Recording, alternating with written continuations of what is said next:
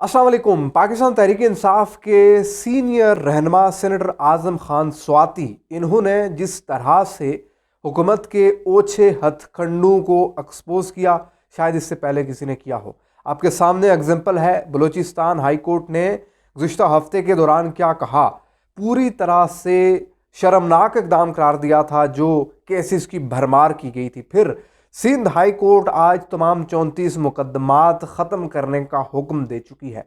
जितनी सुबकी आईजी सिंध की हुई सिंध हाई कोर्ट के अंदर, वो तो अपनी मिसाल आप है, लेकिन जिस पुरअसरार तरीके से आज़म स्वाति को रात गए सक्खर से इस्लामाबाद पहुंचाया गया और इस्लामाबाद पहुंचाने से 19 घंटे कबल एक वारदात हुई, और ये वारदात उस जज के हवाले से की गई जिसने फैसला महफूज किया था, आज़म खान स्वाति के मतनाज़ा ट्वीट्स के हवाले से।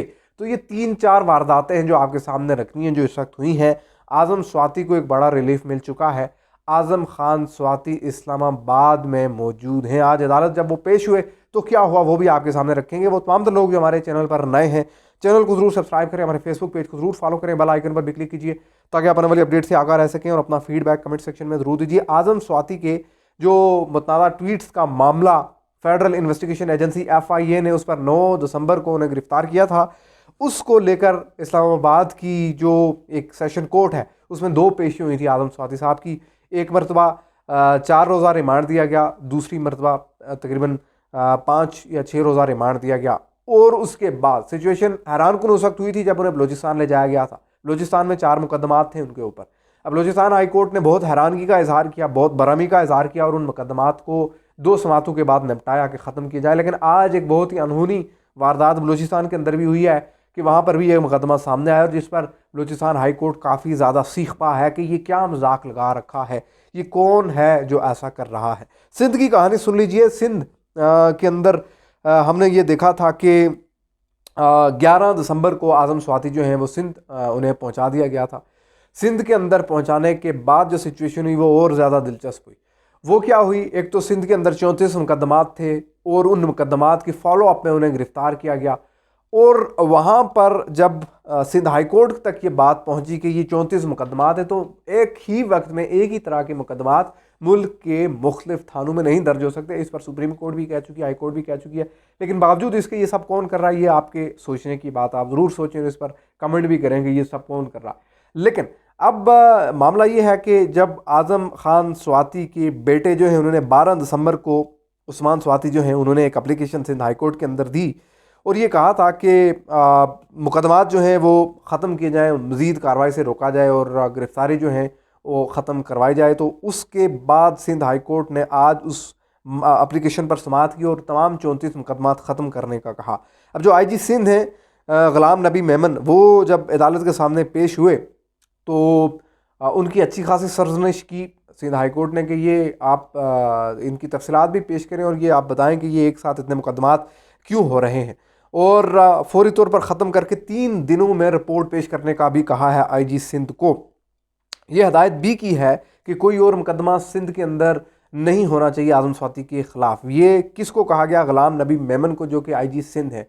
ये एग्जैक्टली कहा गया है सिंध हाई कोर्ट की जानिब से। अब ये वही बात है जो बलूचिस्तान हाई कोर्ट ने कही थी बलूचिस्तान की के हुकाम को, लेकिन उस पर अमल दरामद उस तरह से हम देख रहे हैं कि अब मतलब आज एक और मुकदमा सामने आ गया है। तो ये तमाम सा सिचुएशन चल रही है।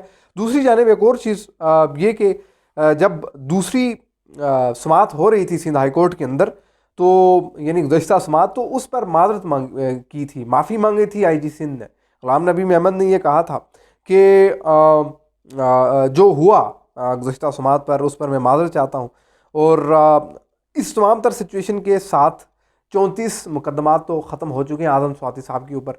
लेकिन अब जो यहाँ इस्लामाबाद के अंदर चल रहा है वो बड़ा दिलचस्प है। एक तो ये ख़बर सामने आई कि वो जज जिन्होंने आज़म खान स्वाति साहब के हवाले से फ़ैसला महफूज किया, उनका तबादला कर दिया गया है जी।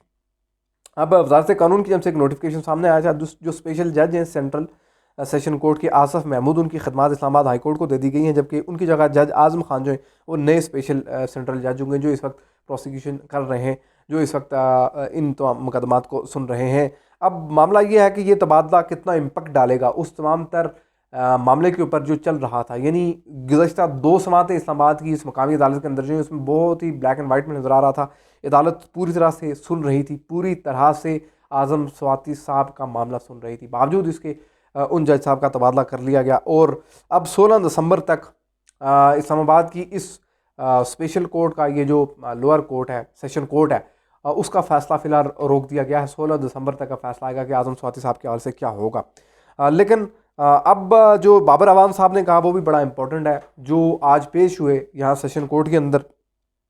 उसमें जो आज की जो समात है वो मोहम्मद शबीर ने की, और जो जज साहब हैं, और इस समात में ये कहा गया कि जनाब चालान नहीं आया, हाज़िरी लगानी है। तो आज़म स्वाति साहब के वकील बाबर अवाम साहब ने ये कहा जी कि आज़म स्वाति साहब की दरख्वास्त आने वाले रोज़ के लिए, यानी गुज़श्ता रोज़ से जो है वो अदालत में समात के लिए लगी हुई थी। तो आज़म स्वाति के लिए बाबर अवाम ने कहा कि वो सीनियर बंदे, उन्हें जिस तरह से हरासा किया जा रहा है, एक सूबे से दूसरे सूबे ले जाया जा रहा है, कभी पुलिस पकड़ रही है, कभी FIA की कस्टडी में, तो इन्हें पूरी तरह से जो है एक रिस्पेक्ट दी जाए।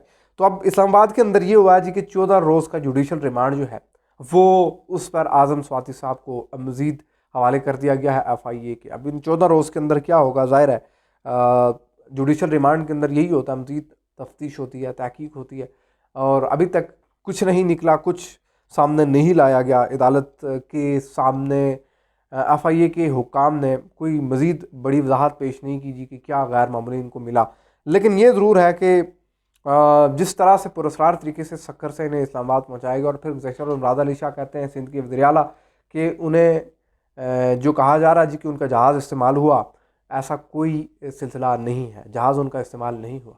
तो ये जहाज़ कौन इस्तेमाल कर रहा है, मुकदमात कौन कर रहा है, कौन FIRs करवा रहा है, एक ही तरह की FIRs कौन करवा रहा है, ये वो सवालात हैं जो सुनने लायक हैं, ये वो सवालात हैं जो हल तलब हैं, जिनके जवाब मिलने चाहिए। लेकिन अब ज़ाहिर है कि एक ऐसे पॉइंट पर ये चीज़ पहुंच चुकी है कि चीज़ें बहुत विजिबली एक्सपोज हो चुकी हैं। जो आज़म स्वाति साहब के ख़ानदान के साथ हमारी बात हुई, तो वो लोग लगातार इस चीज़ को लेकर मुल्क में कभी एक सूबे से दूसरे सूबे में सफ़र कर रहे हैं, कानूनी मामलात को देख रहे हैं, जो कानूनी पेचीदगियाँ हैं। तो अब इस सिचुएशन के बाद जो 16 दिसंबर है, जिस रोज़ के तक के लिए फ़ैसला मौखर किया गया था इस्लामाबाद की सेशन कोर्ट का, तो अब 16 दिसंबर की डेट को क्या होगा, ये भी अहम बात है। और क्योंकि 14 रोज़ तक के लिए जुडिशल रिमांड पर भेज दिया गया आज़म स्वाति साहब को, तो ये भी बड़ी इंपॉर्टेंट बात है कि 14 दिनों के बाद अब क्या फ़ैसला होना है, ये 16 दिसंबर वाला फ़ैसला फिर मौखर होगा, क्या होगा। ये वो सिचुएशन है। बहरहाल इस मामले ने बहुत बुरी तरह से एक्सपोज किया है इस सिचुएशन को, जो कि इस वक्त चल रही है, जो कि इस वक्त वजारत दाखिला कह रही है कि हमें नहीं मालूम, सिंध के वज़ीर आला कह रहे हैं हमें नहीं मालूम, और बलूचिस्तान के अंदर आला हुकाम कह रहे हैं हमें नहीं मालूम। तो फिर ज़ाहिर है कि ये इंडिकेशन किस जानिब जा रही है। आपसे होगी मुलाकात अगली वीडियो में। चैनल को ज़रूर सब्सक्राइब कीजिए। अल्लाह हाफ़िज़।